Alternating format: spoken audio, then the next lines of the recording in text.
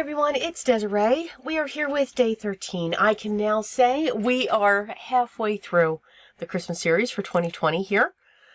So this is going to be kind of, well, it's long. It's going to be kind of long. So showing lots of techniques, but this is our focal point. An ornament die. Okay, just the shape of an ornament. Now, this is by Paper Roses. I am very quickly becoming a fan of their products. Now, this happens to have the top. It has a center that comes out, so you have two different pieces. It doesn't mean you can't just use a circle die to do this. Again, stretch what you already have. All right, we collect. And so, because we need to create with all the collections, we do that. So for me, this is going to be my focal point. So it's a real, you can see the size of it with my hand of those ornaments. I'm actually grabbing one here. So it is 4 inches wide and it is 5 inches from top to bottom. So I'm going to show you different ways to create this ornament or to layer on it. We're going to use dies that cut out a shape that you can put on top of this.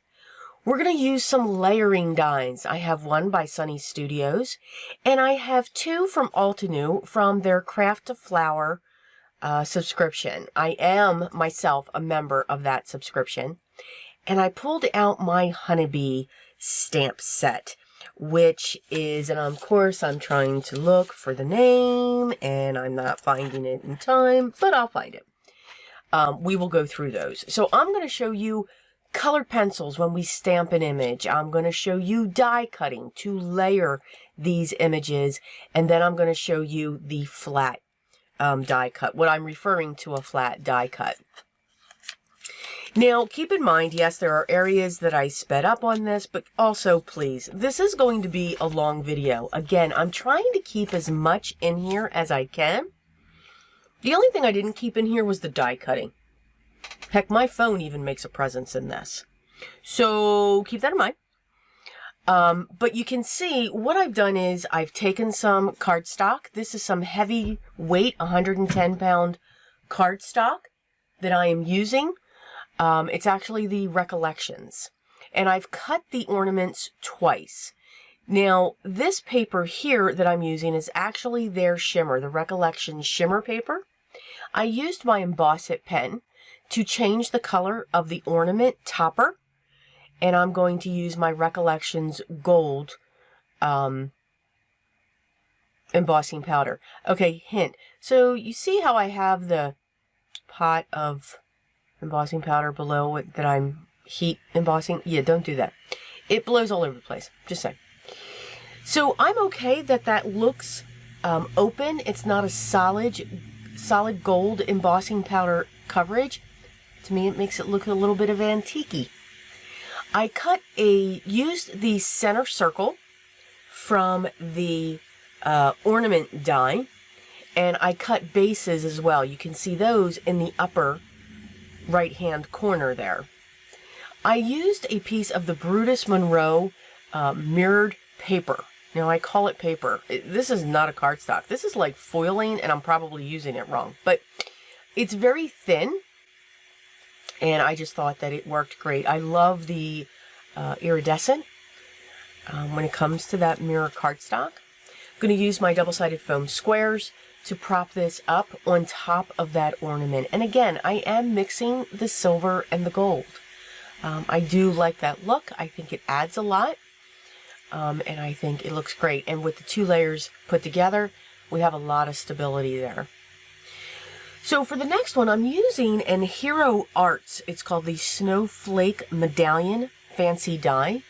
I dug into my stash of backgrounds that I have, whether they're watercolor, alcohol, ink smushed, whatever it may be. I use that to die cut one of these images out. I pulled out a couple shades of blue of my alcohol markers, and I'm just going to color the topper of that one as well. So I got a little bit of a blend going from dark to a mid-tone. I'm going to use my glue, and I'm going to adhere this on top of a navy blue cardstock that I cut. Again, using the center, that center piece from the Paper Roses die set.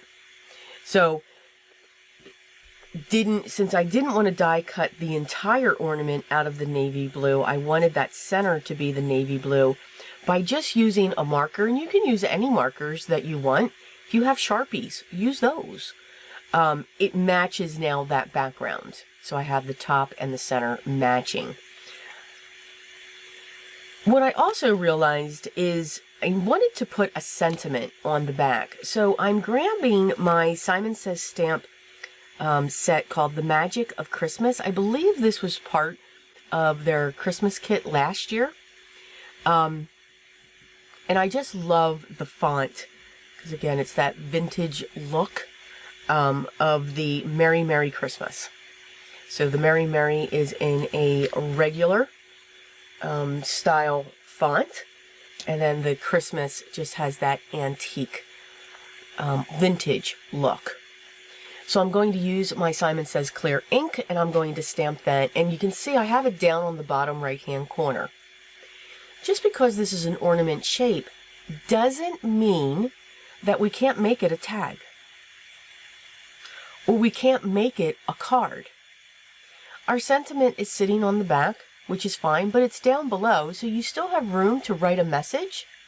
You still have room to put to and from. This has become very versatile. You don't have to glue the two panels together completely. You could just glue the top where the hanger is, the top of the ornament, and then just fold or score across the top, and then you can open it like you would a card. So again, we always don't have to do the standard A2 size card base, which I think is awesome. We can create different shapes to be a card or to be a tag, and give it a try. You know, again, if you've seen any of my videos before, I do like to double up my tags. So they can be cards, so they can be tags. They could be a piece that can decorate the home, just by sitting it on a mantle, sitting it on a table. Because they're able to be opened, we can do that. I actually turn tags into ornaments sometimes, depending upon that tag. You can see I'm actually doing another back, and it's the first ornament that I did, praying it doesn't warp. And we're in luck. It did not warp. And I did choose the gold embossing. So the two embossing powders that I'm using for the sentiments on the back of these is either the gold or the silver by Recollections, which I get at my local Michael's store. So here are the die cut pieces. Now off camera, I did take care of all of the die cutting. So that is not something that you will see. You will see the construction of one of these poinsettias. I actually did 3 of them. What's nice is on the packaging from Sunny Studios. Now this die is actually called Layered Poinsettia Die. Oh, okay, that was convenient. They actually, on the back, you can actually see how the pieces are put together. The cardstock that I'm using is a Recollections. Now, Recollections is nice. It's a 65-pound cardstock. Now, that means it's a lightweight cardstock. It's not like an 80-pound. It's not like a 110-pound, obviously. But what I like about the Recollections packs, whether you get the rainbow or you go with a color scheme, there's 5 colors in there. So it goes from a light red to a dark red, which is really convenient because you can see this has 4 layers to it when it comes to the reds. Your first layer you want to make sure you do in green. Remember, the leaves of the poinsettia actually turn into the color flower. So they start out green, and then as they continue to grow, they actually turn into the flower itself. So I think it's really cool when it comes to a poinsettia. So here you can see I'm using my glue. I'm using my jewel picker. I remembered the name of it because, yes, I packed away my wax pencils. And now I'm just in the process of separating these pieces because that last layer is pretty close to each other. So I just did that with all the layers, which would help speed up the process of getting the layers put together. I do, with this, since I'm doing 3, I'm kind of doing it in a production style. How I did the other 2. For this one, I just want you to see everything, so I'm doing this first one by itself. I'm using both my tweezers and the jewel picker to pick up these small pieces. Again, they are very close to each other. So again, it's very forgiving, this layering die. I mean, you can't tell if I have them there right or not. Nope, and neither can I. So this is what all 3 of them look like. I'm going to gather up all the pieces. I'm going to grab my silver disc that's going to sit on top. I'm going to stamp my sentiment on the back, and then I'm going to set those aside. We're going to move on to the next one. At the end, I will show you how I put together these last 4 ornaments. There was a total of 6 ornaments made when it came to this. So that's why this video is a little bit longer. I kind of sped it up a little bit more. But to make these 6 from start to finish for filming, not including the die cutting, it took me about 2.5 hours to put these together. I get a lot of questions, you know, how long does something like this take? The die cutting, I would probably say add another hour, another 45 minutes to it, because there was a lot of die cutting. But to me, very much worth it. So for this one, the rose is up next. I am actually using the Altenew Craft a Flower set called Rose. And again, it is a subscription that I am part of when it comes to that. This was not sent to me. So I just like to be clear on those. I will always let you guys know if something was sent to me. But I do focus for this series to let's dig into our stash. Let's dig into what we already have when it comes to this. Except there are 2 that I added in design team projects. I like to pull my design teams in and to make them part of this fun. But by me saying design teams, they are sending me that project. So I just like to be clear, you know, just let you all know. So I'm using the same shades of red that I did for the poinsettia. I'm now using them for this rose. I'm only doing 1 rose, and I'm doing the reverse. So the light is down at the bottom, and then we get darker as we get towards the center. That's what builds our depth, our shading. I will say this is the very first time, I know, I'm a member of the subscription, but this is the first time I've actually worked with these. Yeah, I'm a fan. I am absolutely loving layered dies. I know I have them with birch press, but these, they're different. And don't get me wrong, I love birch press as well. And no, I'm not just saying that. I really do. I love the card panels that layer together. I love their ornaments that layer. Certain images that come together. I think they are phenomenal. But when you're looking at a flower, you kind of, it's different. It's a different type of layering. So that was the rose, as I gabbed right through it.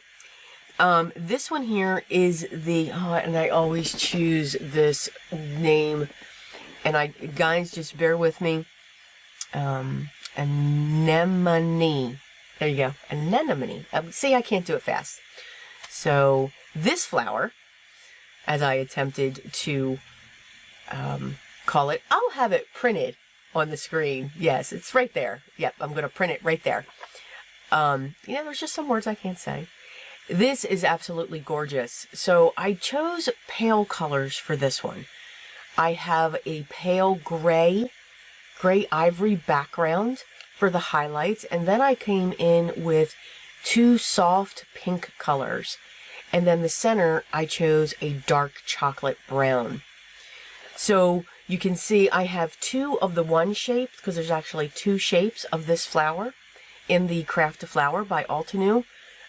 So I am doing 2 of the ones that are on the right hand side, and then I'm doing the one that's sitting on the left hand side. I'm working on the leaves right now, so I'm going to be doing a couple layers of those, 3 in total, because I wasn't quite sure how many of those I would be using.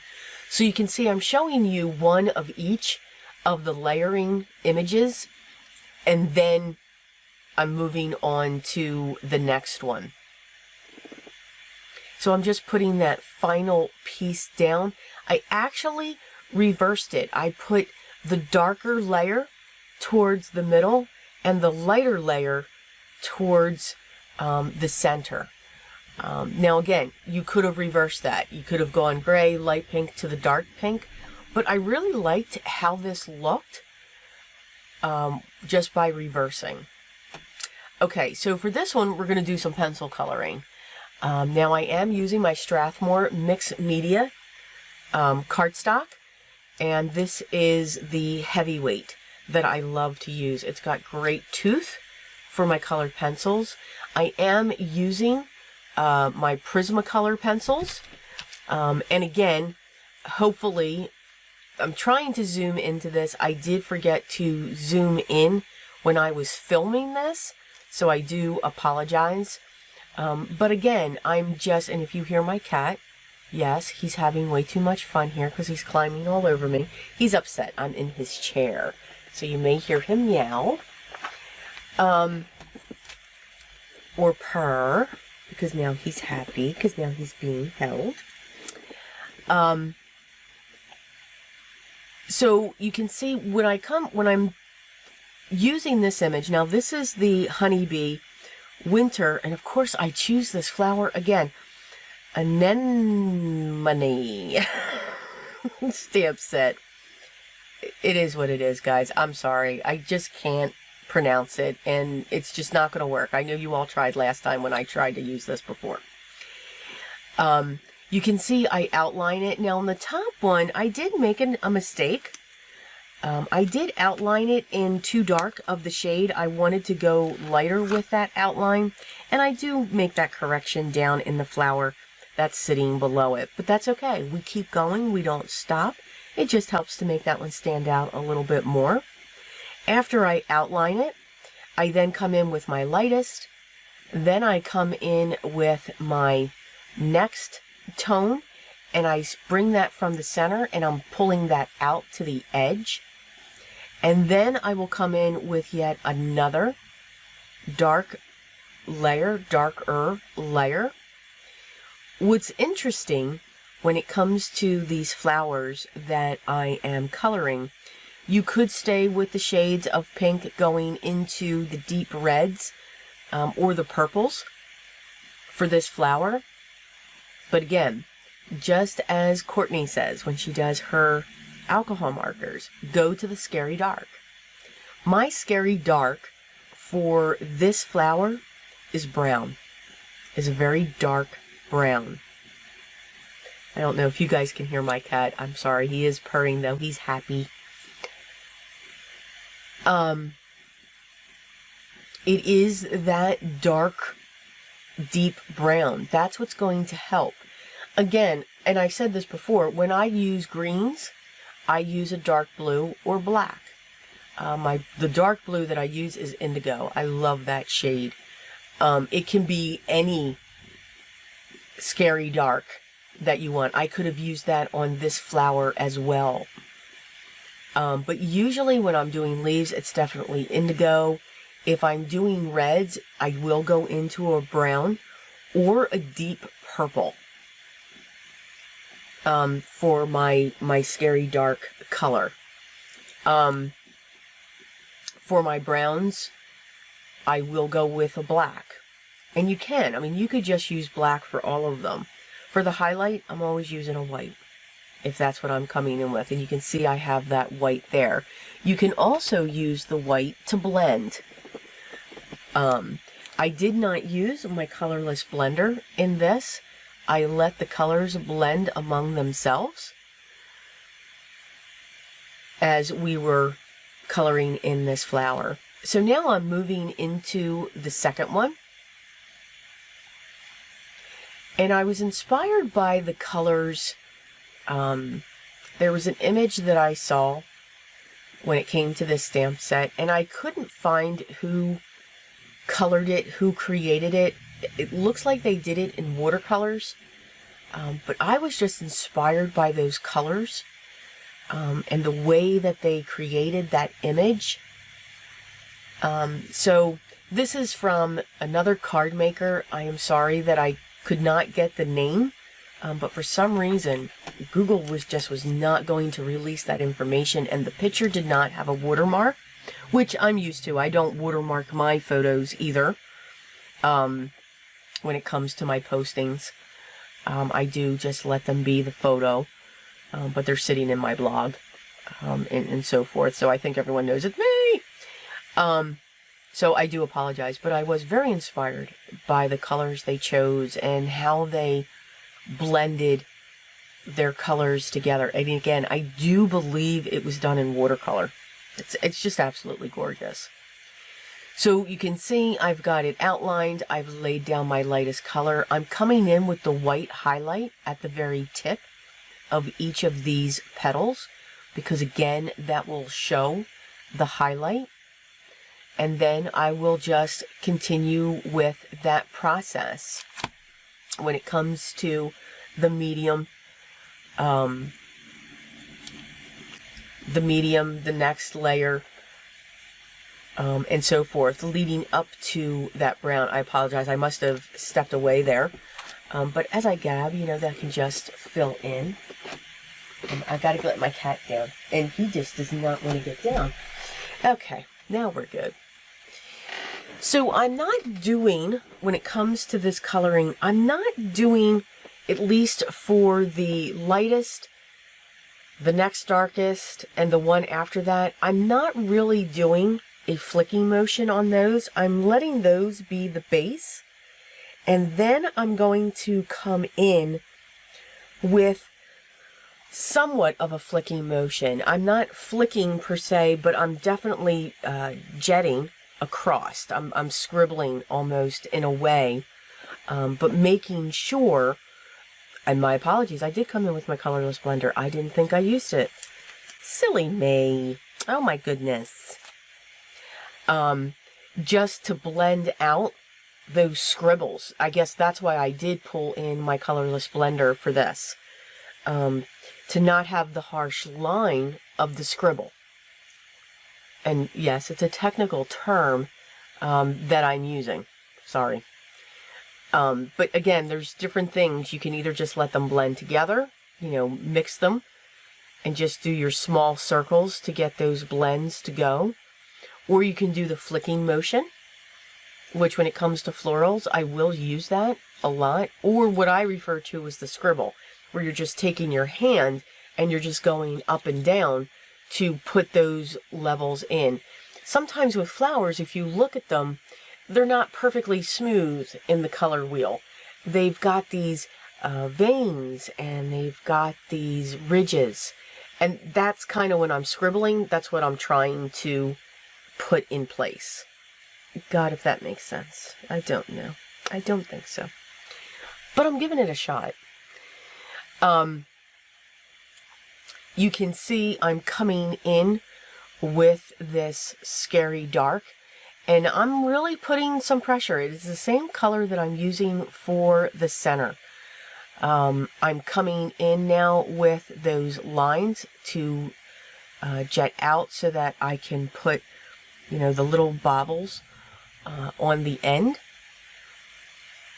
And I call them baubles, it's a technical term. So I'm just constantly just adding those layers.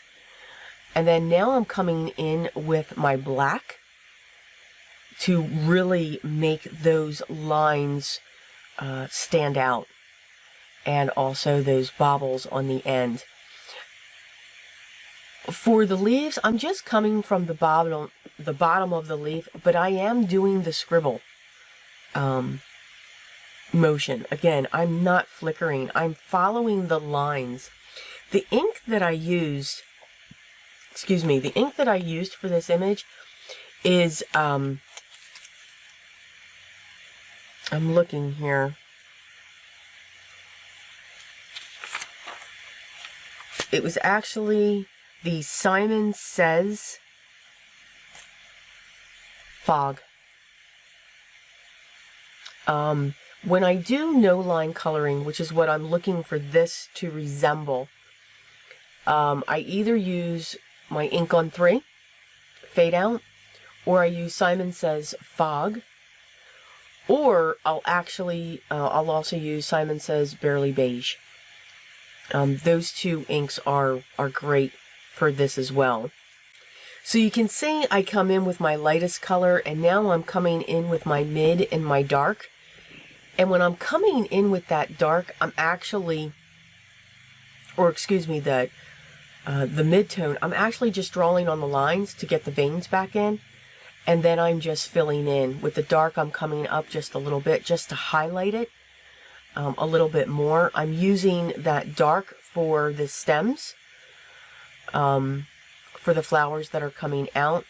And then for the green, I'm actually coming in with the lightest green and coming all over that to blend those colors out. Again, I do like the sketchy look when it comes to coloring my image. And then I just added some white gel dots to the end of those. It actually helps to highlight that piece. Okay, so let's start constructing our ornaments. I told you this was long, but we're almost done. So I'm using my double-sided foam tape, and then I pulled out my Altenew threads. It comes in a gold, a champagne, and a silver. I'm also pulled out my twine, so I'm sticking it down onto the double-sided foam tape, and I'm pushing it down in there. I just want to create these big floppy loops coming from underneath the panel. Now, what you want to remember is now I did not adhere my focal points onto this disc. If you do that first, you need to make sure that you have the orientation correct as you're adding your thread. Just a friendly reminder. I'm coming in with my glue, even though I've got the double-sided, but I want to make sure there's glue so that it'll trap those threads. And you can see I have the longer threads coming down from the bottom, and I have the shorter loops coming around the top. Now I'm going to layer my two pieces together, and I'll clean off that powder just by rubbing with a microfiber cloth. So now I have my base ready. Now I'm going to set my poinsettias in place. I'm going to set them towards the bottom left, and of course I have 3. I like odd numbers, so whether it's 3, 5, 7, 9, it must be an odd number. For the last one, I'm going to use my double-sided foam squares, and I'm going to prop that up and just place that onto it. So you can see my ornament is brown, and then my circle in the center is an ivory. I rubbed my bright gold Nuvo drops in my hand just to warm them up, and I'm just setting 3 dots in the center. Now, what I'm going to do next is going to seem kind of weird. Now, you can leave it right there. Just let your Nuvo drops there. They'll dry. I'm actually taking one of my gold gems, and I am pushing it into those gold drops. So it's almost like they soldered it into that. So it's a look that I was going for.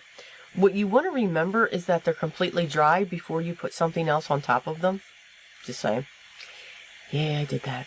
And then I added some more gold gems out and around it. Again, these are gems that I have for other items that I make, so I do buy them by the bulk on Amazon.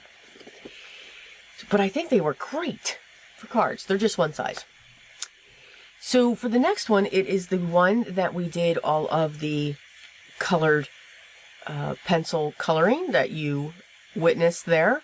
Again, for this one, I'm going to use my silver Altenew thread, and then again my twine,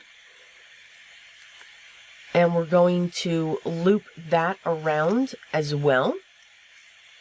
And what's great is the Altenew threads, after a while, they coil up on themselves, so you get these great twists and turns after they sit and after they get detached from the twine that they're sitting on. So it's kind of cool. Matter of fact, it's very cool. So they will twist up on themselves. But you can see that I'm just looping it. And again, I'm always making sure that there's 2 loops, and then I'm cutting in behind the disc so that you don't see the end. I'm always going to add some glue because, again, that'll fill in if there's a gap between this piece and the panel that the ornament that I'm about to put it on. So I'm going to grab that, make sure that it is straight. And then we have that one. Now you can see I already added my gems to it. And that color was actually, it's like a smoke gray with a slight iridescent to it. So really cool. I added 1 to the centers and then 3 on the outside. For this one, we are putting together the rose. So I am layering my 2 ornaments together, and we're going to do the same thing. We're going to put, I'm using a black center. Again, these are ornaments. So I'm really going out with non-traditional colors. I'm kind of keeping the colors traditional, except for the flower that I cannot pronounce. That's up there in the corner there on the right-hand side. They kind of, again, I flipped the dark and the light. While I was die cutting, I wanted to see what that would do, and I do love the effect. But again, using, black and gray, you can for Christmas, but it's not the norm. It's not the traditional. But the red rose is. So again, adding my glue once I have all of that layered and placed down. I'm going to set that. And now I'm going to say, okay, where do we want to place this rose and all of these beautiful leaves coming from it? So I'm going to set my leaves down. You can see that I do have them placed exactly where I want them, and the rose will cover all of those stems of the leaves that are coming in. I am going to use my double-sided foam squares to prop this up. And then I will add some gems to this as well. I don't believe I used those 3 leaves yet. No, I'm setting them aside. Actually, I think I pulled, yeah, I do. I pull them into the flower that I cannot speak. That's what we're going to call it. This time I'm adding a red jewel to the center, and I'm going to add 2 more to the outside just to add a little bit of oomph. So for our next one, I really like, now this one's really full because I used all of the images. Again, the same thing. We're going to set aside those layers. We're going to get our ornament together. And then again, I'm working off of a black panel. But don't worry, you hardly will see it once we are done. I'm cutting my double-sided foam tape. This is actually by scrapbook.com. I really do like their double-sided foam tape. It comes in many sizes. The 1 inch is great just to cut down so you can get more use out of it. And I love the fact that the release paper comes off like there's no tomorrow. It's easy. Again, we're going to flip and line it up and have fun with it. Of course, everything's rolling all over the place. I'm getting string all over the place. So yeah, this is very sticky. It's got a great adhesion to it. Everything does really stick to it well. Got this last turn. The spool from Anemone just got connected to it. Yeah, I was getting tangled up here. Could you tell? I'm just saying, I'm looking at this going, oh my. Oh my, my, my. For this one, I did use the champagne from Anemone. That thread. The twine never changed. It was the same color. And I just yawned in my video. Wow. So sorry. So the placements of these took a while for me to really figure out. So I did cut into this and just take out that time because it would be like drying paint. You can see I'm using those big single leaves from the Rose die cut set. I'm adding them into this to ground those three. And now I'm going to come in with the leaves that come with the flower I cannot speak. And I'm actually going to cut them to make those smaller. Some I will keep together. I believe the one on the top, I'm keeping all three together. The one that I cut, I'm just going to set that underneath. I think the green really pulled all of this in. This was a lot of layering going on here. Now, what I also did that you didn't get to see, because you can see my phone there. Yes, I actually, through work, I was answering a text through work. I didn't want you to see what I was texting. No offense. So I had to cut that out. All I did was, yes, I put vintage photo around those flowers. Yep, it made an appearance. So let's get back to normal speed. These are all of the ornaments that we made. From those with basic die cutting, using your scraps, using die cut images, to the more involved, meaning more time, not more difficult, just more time, because it's going to take you longer to die cut all of those pieces and to layer them and to put them together. Or you can simply stamp an image. That is a floral image. Think about it. Any floral image that you would want to make, you could put on an ornament. Just because I used the winter flower I cannot speak stamp set doesn't mean it has to be a winter flower. It can be any flower that you want, and it can be any die that you're looking for to make an ornament. I have yeah, I can't see this one too. I have shells from the shore on my tree as an ornament. So keep that in mind.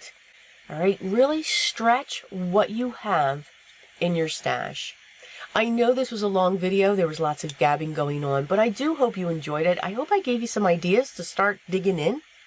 You can use, again, just a regular circle die to create your ornaments as well. So keep that in mind also. But as always, the products that I used will be listed down below in the video description if you want to check them out. They are affiliate links for the most part. If you have any questions, you want to make sure, leave those down below, and I will get back to you as soon as I can. I am slowly catching up to you all. Yes, I am, and I will do it. But again, I do hope you are enjoying this series. I know I am.